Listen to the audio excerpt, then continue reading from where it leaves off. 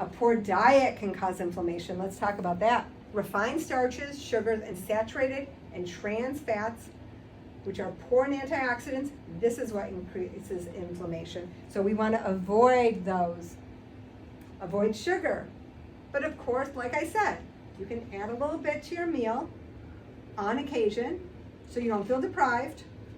Refined carbohydrates or white flour, gluten, especially in people with autoimmunity, conventionally raised meat and dairy, which has a lot of hormones and a lot of antibiotics in it, farm-raised fish, processed meats that have a lot of nitrates and just have a lot of chemicals in them, trans fats, particularly partially hydrogenated oils, MSG and other food additives and preservatives, and highly processed industrial oils like canola oil, corn oil, safflower oil, peanut oil, grapeseed safflower. Safflower sounds like a nice flour and it sounds like you're just squeezing oil out of it. It's not how it works. It's an industrial oil and it's very inflammatory.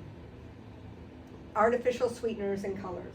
The sweeteners that are allowed is monk fruit, stevia, allulose. I bet you haven't heard of allulose, but that's in one too.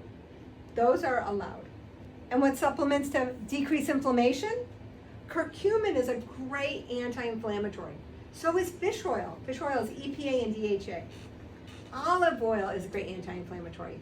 Vitamin D, make sure you know your vitamin D level. You should be getting it at least once a year, but preferably twice a year, the level to find out where you are. We want you around 70.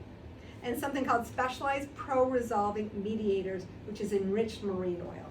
The goal is to turn data into information, your lab work into information, and your information into insight. It gives you direction of what you need to do, where you're at, and where you need to go.